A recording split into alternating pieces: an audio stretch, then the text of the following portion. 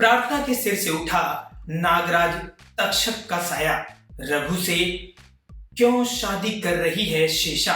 क्या है रघु के नीले जख्म का राज? नीले नाग से होगा प्रार्थना का मुकाबला, नीले नाग से होगा प्रार्थना का सामना। टीवी सीरियल नागिन 6 में जबरदस्त ट्विस्ट दिखाया जा रहा है। दरअसल शो अपने फिनाले के करीब बढ़ रहा है। ऐसे में शो में जबरदस्त ट्विस्ट दिखाने का प्रयास मेकर्स करते हुए नजर आ रहे हैं।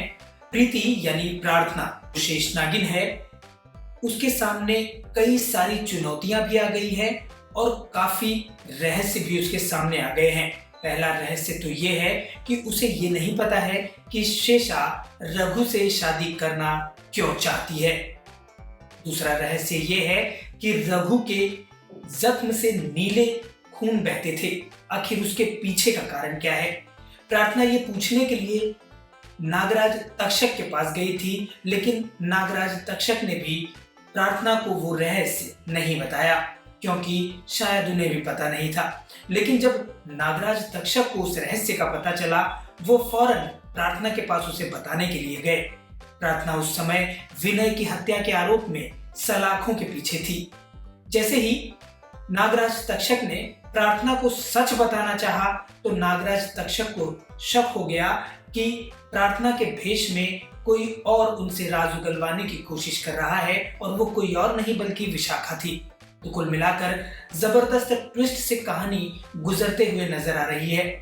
नागराज तक्षक को विशाखा ने गायब कर दिया है और अब नागमहल में नागराज तक्षक के जगह कोई और ही गद्दी संभालते हुए नजर आया है, और उसने प्रथा को पूरी कहानी विस्तार से बताई है कि नागराज तक्षक गायब हो गए हैं। प्रथा की 9 मणियां और दिव्य पायल विशाखा, शेषा और महक के पास पहुंच गई है, और रघु भी उन्हीं के कब्जे में है।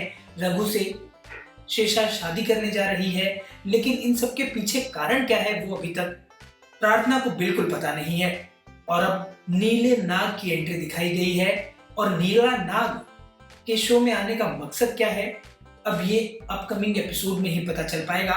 लेकिन जिस तरह से नीले नाग की एंट्री दिखाई गई है और नीले नाग का सामना प्रार्थना से हो रहा है, ऐसे में ये कहना गलत नहीं होगा कि वो प्रार्थना के लिए मुश्किल बनकर आया है।